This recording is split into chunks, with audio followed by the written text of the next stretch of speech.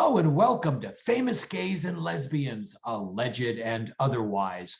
I'm your host, Thomas Connolly. I happen to be a gay actor, and I live in the gayest city of them all, West Hollywood, California. Now, today's episode is our 50th episode, and if you've missed any of the other 49, you got to go back and watch them.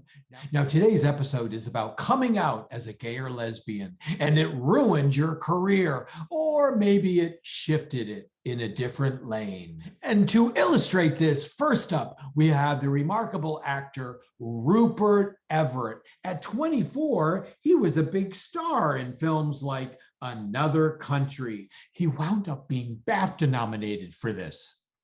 Now, he followed up Another Country with prestigious films like Stranger, Duet for One, and Hearts of Fire. He was definitely establishing himself as a leading man in both drama and comedy.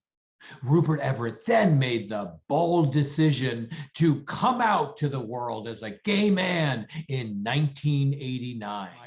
He later admitted that this really damaged my career. All of a sudden, he was relegated to playing the gay best friend in films like My Best Friend's Wedding with Julia Roberts and The Next Best Thing with Madonna.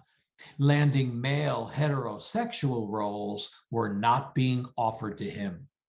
He famously said in an interview with The Observer, "I would honestly not advise any actor, if he was really thinking of his career, to come out. You're going to hit a brick wall at some point, and the film industry will cut you off." However, Rupert Everett shifted lanes with his career, and he became an award-winning actor in such productions as Blithe Spirit, Judas Kiss, and Amadeus. Everett also went on to produce, direct, and act in his own films like The Happy Prince. Oh, and Rupert Everett is reportedly very happy with his Brazilian hot boyfriend, Enrique. Next on our list is country western singer Chely Wright. She was an enormously successful young recording artist with country western hits like the #1 single white female. She was deeply conflicted with her Christian faith as to whether to come out or not. After what Chely Wright referred to as a near nervous breakdown, she made the courageous decision to come out as a lesbian in 2010. In an interview with Autostraddle, a lesbian blog, she revealed that her decision to come out as a lesbian at first really harmed her career and led to threats on her life, and it cut her album sales in half. However, in the long run, she feels that she definitely made the right decision to come out. Since coming out, she has sold over 1.5 million copies and 10 million digital impressions to date in the United States. Chely Wright is happily married to Lauren Blitzer, and they have 2 children.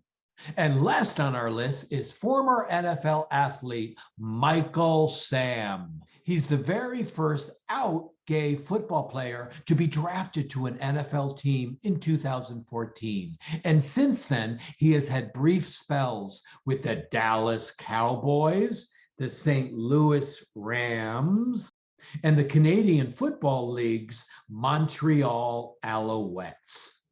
Despite his earlier success, he totally abandoned his football career, citing mental health issues. However, he now claims that his football career was severely damaged by his decision to come out. In a recent interview with Edge of Sports, Michael Sam said, "I think that if I never would have come out, never would have said those words in public, I would still be currently in the NFL." Well, nevertheless, I really admire Michael Sam for being the first gay football player to come out.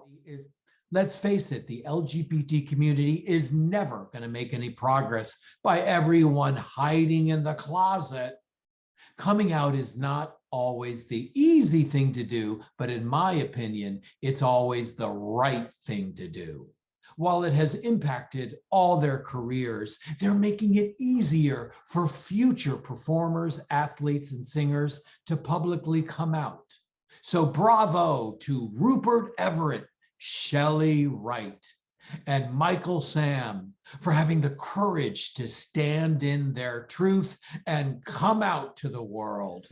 Well, that's about it for this episode. This is Thomas Connolly for Famous Gays and Lesbians, Alleged and Otherwise. Hey, if you like this show, could you please like and subscribe? That would really help to sustain us here. Until next time, bye-bye.